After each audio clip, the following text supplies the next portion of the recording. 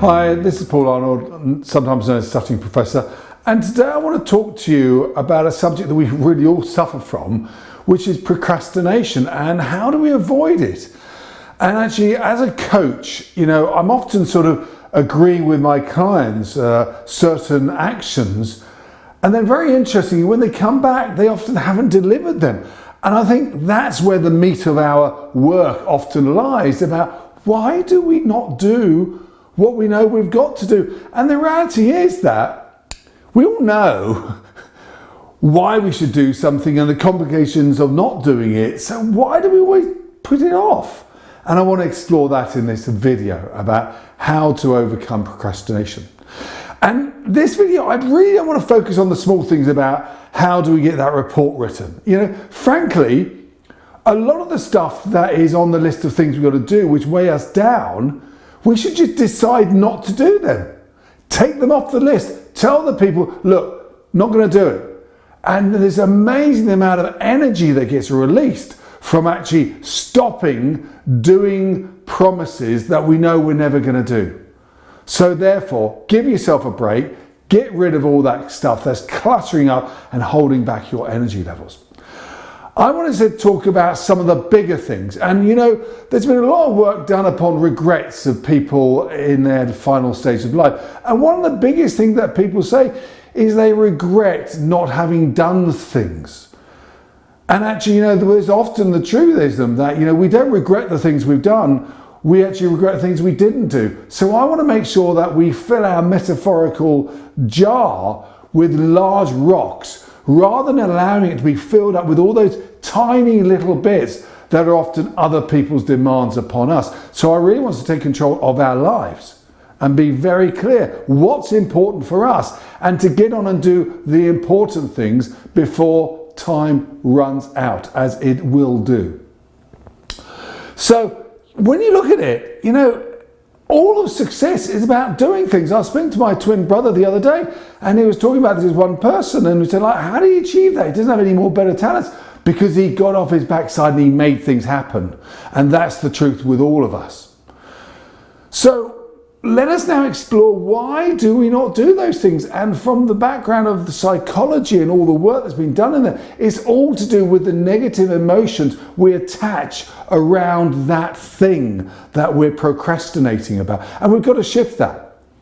So let's first look at the smaller little bits of emotions that get attached to it. The emotions of things like, oh, it's too difficult, and it's going to be, I don't know how to start, and things like that.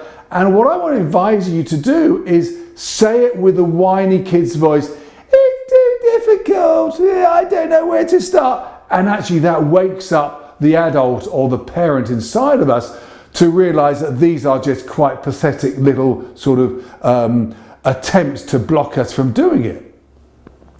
But what I really want to do is then talk about, how do we change the meaning of all this stuff? So if you're saying it's going to be tough, it's going to be boring, find the silver lining, find the good that comes out of it. Well, actually, you'll teach me a skill. It's good for my discipline. Whatever it happens to be, find that and focus on that. Change the meaning, because as you would have heard from my past videos, if you change the meaning on something, you change the emotion attached to it, and that allows you to take action. Now I want to talk to you about the big one, the key emotion that blocks us from doing the really important things in life, and that's fear. And I've talked in the past about two types of fear. The fear we get, which is like, fuck everything and run, when a tiger is coming towards you wanting to have you for his breakfast. And that's real primitive fear. You really should be doing something about that. And the other type of fear, which is false expectations appearing real. And this is the fear that fills most of us most of the time, where we over dramatize and we escalate what we think is really going to happen.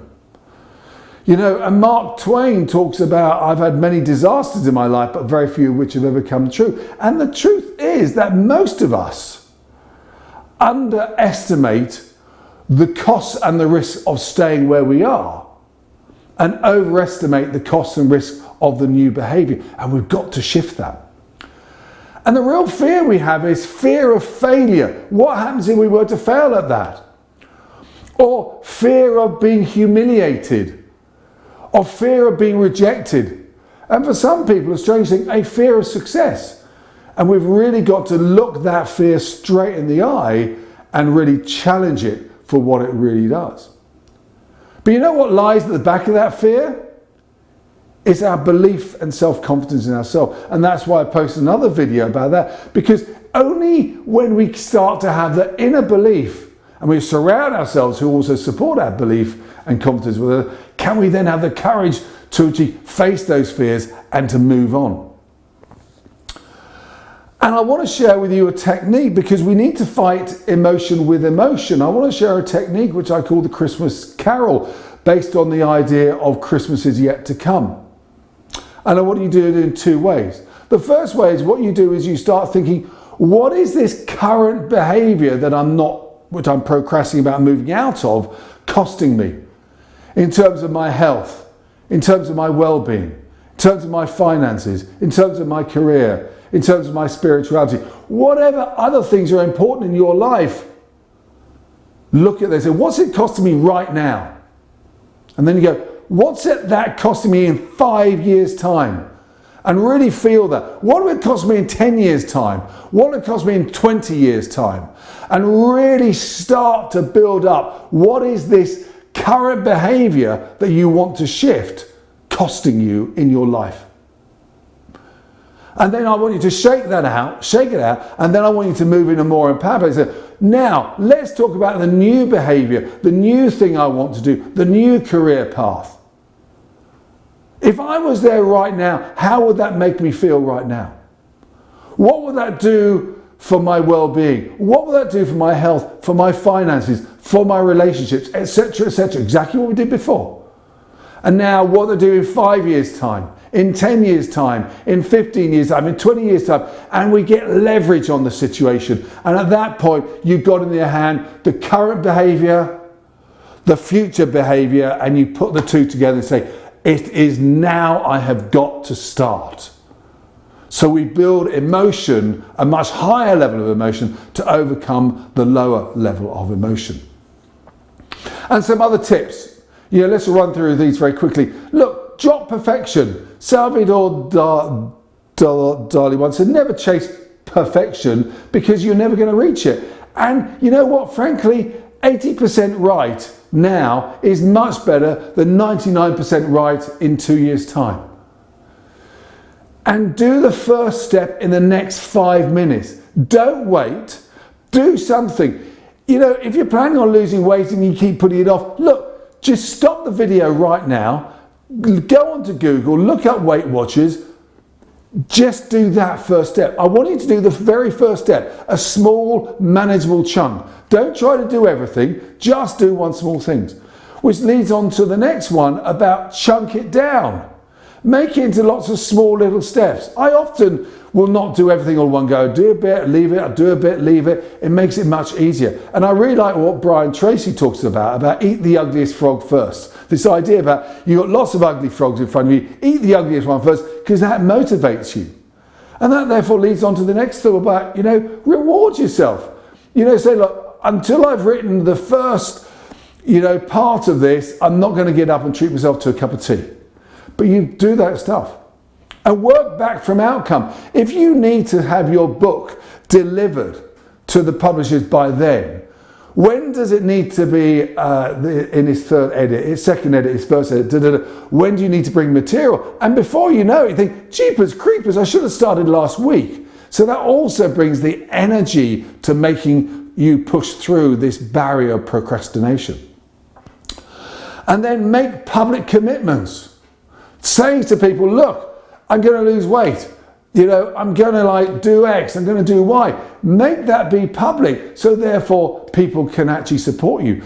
And there's a phrase I use, a very bad French phrase, I use the courage à deux. This idea that things are so much easier if you do it with someone else. So get a buddy.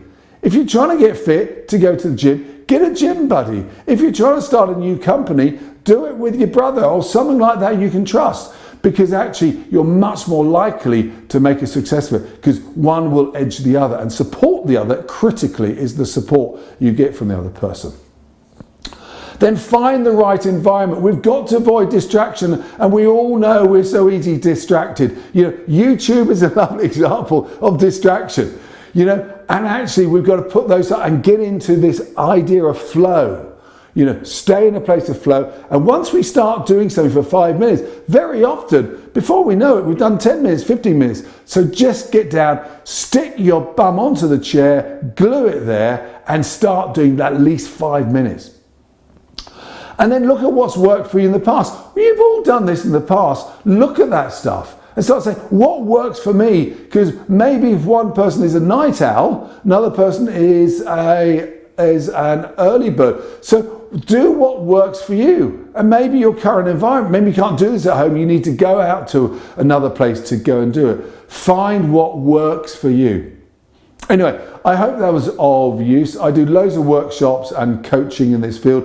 So if that could be of any use for you, then please look up my email address at the end of this video. Take care and start doing something now.